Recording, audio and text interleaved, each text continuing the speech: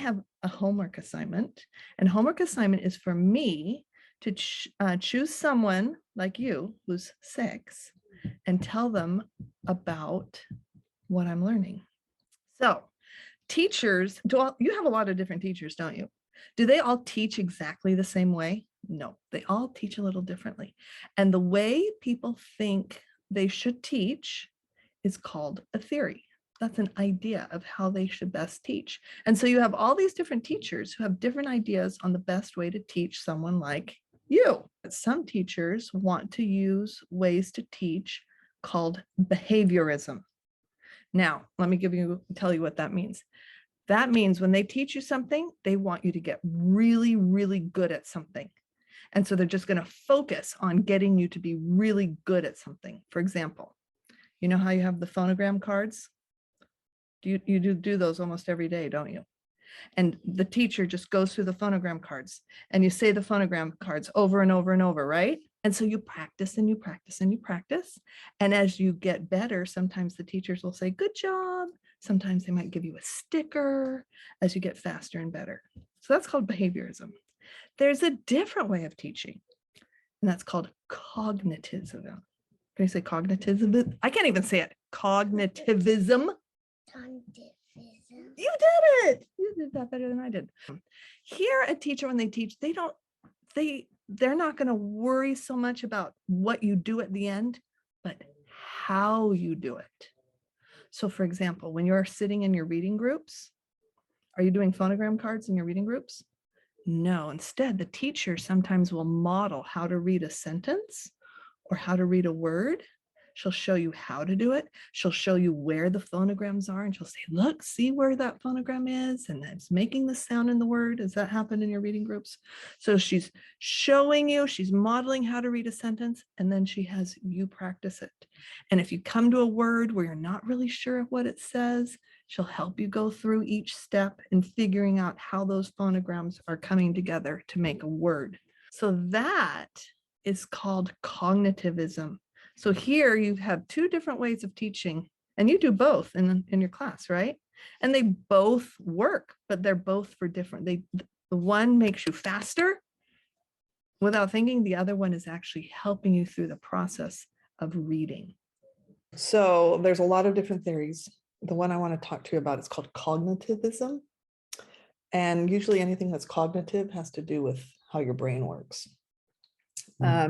Now, a theory that we just finished reviewing was behaviorism. So behaviorism would focus on what's your output, what does the end result looks like.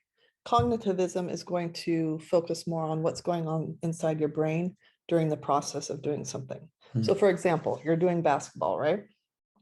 And shooting free throws is a really important part of basketball. So if I were a coach using behaviorism techniques, I would just give you a ball and I would say, okay, you just keep practicing and practicing and shooting and shooting and shooting until you're making most of those free throws.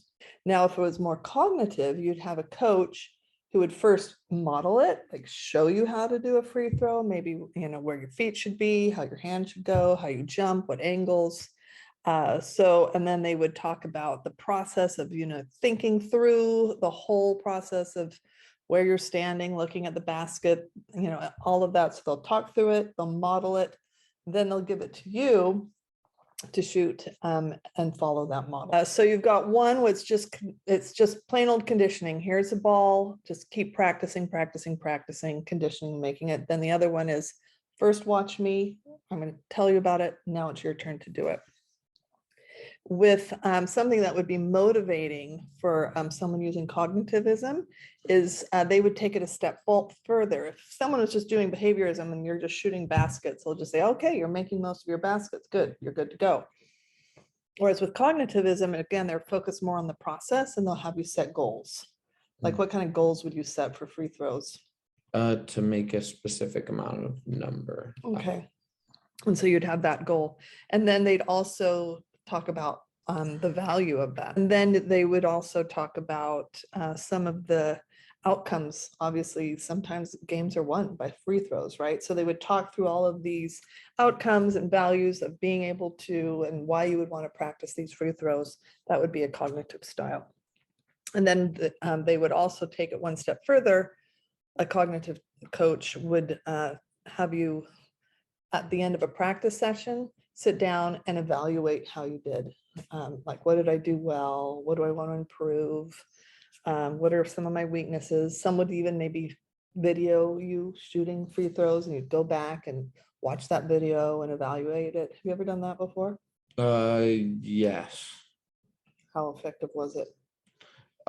It can be very effective because it focuses on the little things that overall can make a big difference. Right. So with cognitivism, they're focusing a lot on the process. It's not just about shooting that free throw and making it.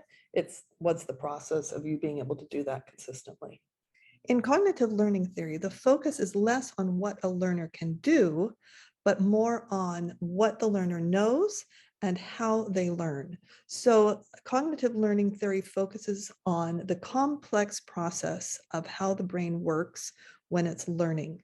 And so it will focus more on learning strategies that include critical thinking, problem solving, reasoning, information processing, and metacognition. So this is the type of theory that we see most in our educational system, especially with children and in high school, because it focuses on and helps the teachers focus on how learning is received. Here you get things such as Bloom's taxonomy and the different levels of questioning, Howard Gardner's different intelligences and how the brain takes in information. It also focuses on how information is organized. And so this will help teachers come up with learning strategies that will help their students store information, and storing refers to what they can recall and memorize and retain.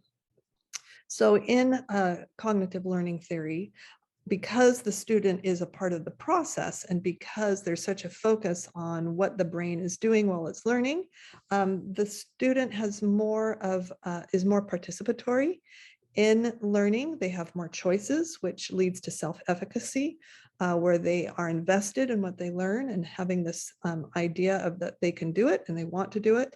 It involves goal setting as well as metacognition, which is basically intentional thinking, or thinking about how they think. So the cognitive learning theory involves many layers of thinking and learning.